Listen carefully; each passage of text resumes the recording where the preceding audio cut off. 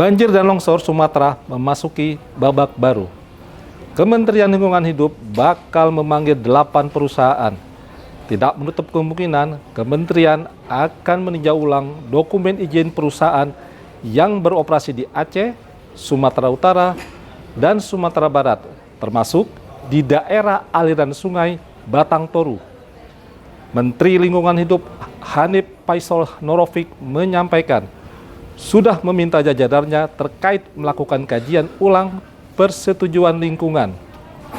Hanif menegaskan akan mereview semua persetujuan serta bakal menggunakan kondisi siklon tropis sebagai baseline dari curah hujan. Artinya, semua kajian lingkungan harus berlandaskan itu. Pemanggilan 8 perusahaan untuk dimintai keterangan terkait aktivitas perusahaan sekaligus menelusuri gelondongan kayu yang terseret banjir di wilayah Sumatera.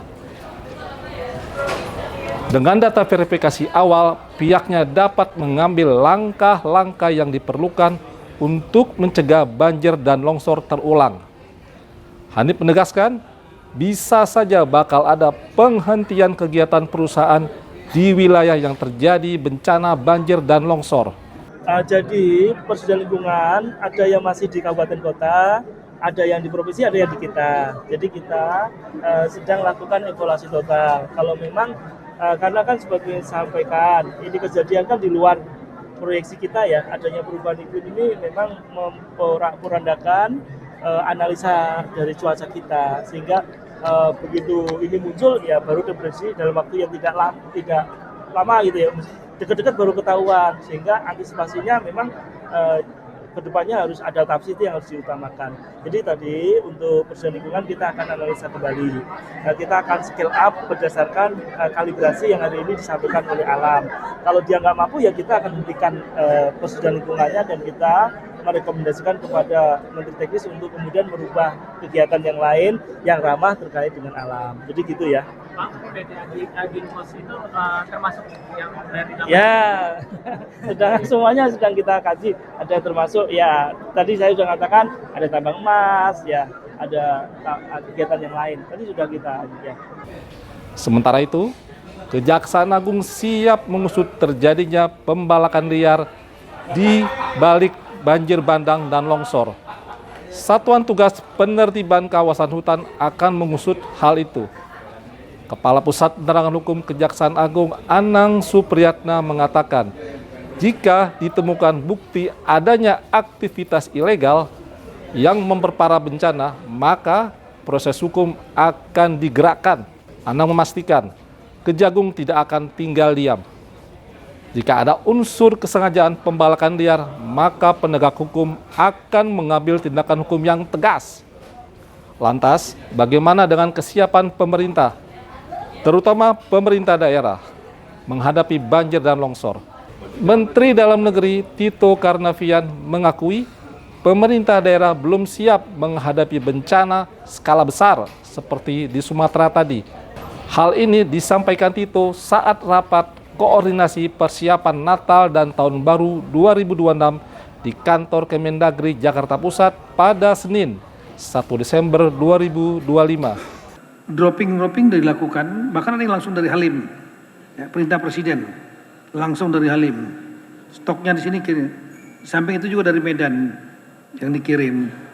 Nah, tapi stok di Aceh sendiri, seperti di Lok Semawe, 28.000 ton ada beras di sana. Jadi nggak akan masalah berasnya. Yang lain yang kurang, telur misalnya, cabai, ya, kemudian kecap, gula, itu yang kurang. Pakaian dalam, ya, kemudian popok bayi, susu, yang kayak gitu yang kurang. BBM juga problem. Nah, sehingga kita udah hubungi, tadi malam juga saya langsung menelpon Kepala Badan Pangan Nasional, Pak Mentan, Pak Amran di Bulog, semua untuk nambah stok yang ada di daerah-daerah terisolir, terutama di dropping. Melihat hal itu, Tito mengundang BMKG, TNI Polri, dan Basarnas untuk memaparkan lebih detail sehingga pemerintah daerah siap dengan kondisi-kondisi tadi. Tito mengingatkan, bencana dapat terjadi kapan dan di mana saja, sehingga seluruh pihak harus memperkuat kewaspadaan. Di sisi lain, Tito tidak mempersoalkan pernyataan 3 bupati di Aceh yang menyatakan tidak sanggup menangani banjir dan longsor di wilayahnya. Sebelumnya, hal itu disampaikan secara tertulis oleh Bupati Aceh Tengah, Bupati Aceh Selatan, dan Bupati Pidi Jaya. Ketiga bupati itu meminta pemerintah Provinsi Aceh mengambil alih penanganan bencana. Ini dikarenakan kerusakan yang terjadi dinilai melampaui kapasitas daerah.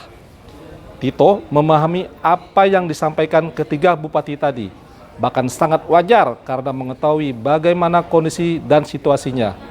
Demikian headline iNews ID. Anda bisa update berita-berita terkini di iNews ID. Saya Fitrianda Hilba Siregar, sampai jumpa.